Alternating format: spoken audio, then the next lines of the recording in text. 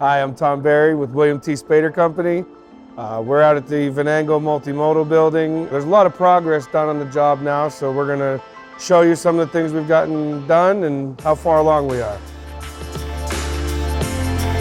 The last video we made for this project showed the trench drains as we were building them in the dirt and coming up.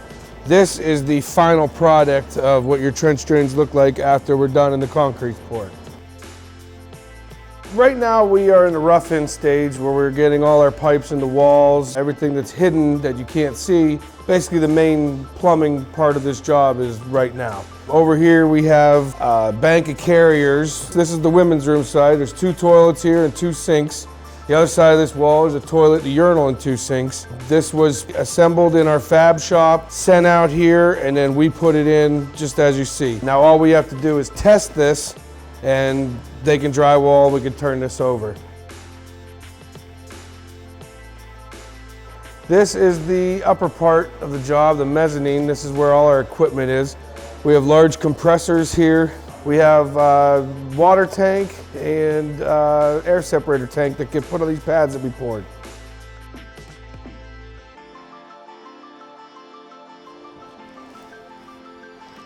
If you look here, another set of carriers that we did. We used the Faro 3D laser scanning to scan this project and find our penetrations for our pipes that come through so that we could put our pipe through, and then this was all built at our fab shop, and we literally just set it in place and hook it up and you're done. It takes a lot of work out of things we have to do in the field. We could do it in a safer environment of our shop.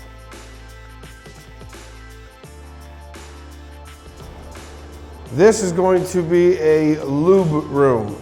There are big tanks that sit in here that are full of oil, window washer fluid, transmission fluid, and other fluids for buses for the maintenance side of it. There's a lot of piping, a lot of pumps, everything that's going to be in this room coming out to go to hose reels to work on buses. But right now you can see it's pretty empty. And it's a chemical room, that's why the floor's recessed a couple inches and there's a ramp to get out so that they can get it out. Right now we are standing in the full service bus wash. This will be just like your touchless, push a button, drive through bus wash. But as you can see, it's very large in diameter for a full-size bus. We have a lot of pipe, a lot of equipment and stuff that gets hooked up into here.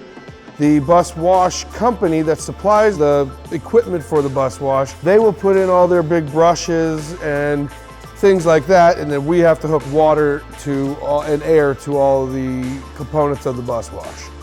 Now you've seen the rough-in phases of the project. We'll do this one more time and we'll come back, and by then we should have some fixtures and some equipment in and we can show you everything. Thank you for joining us in this video, and don't forget to watch some of our other YouTube videos.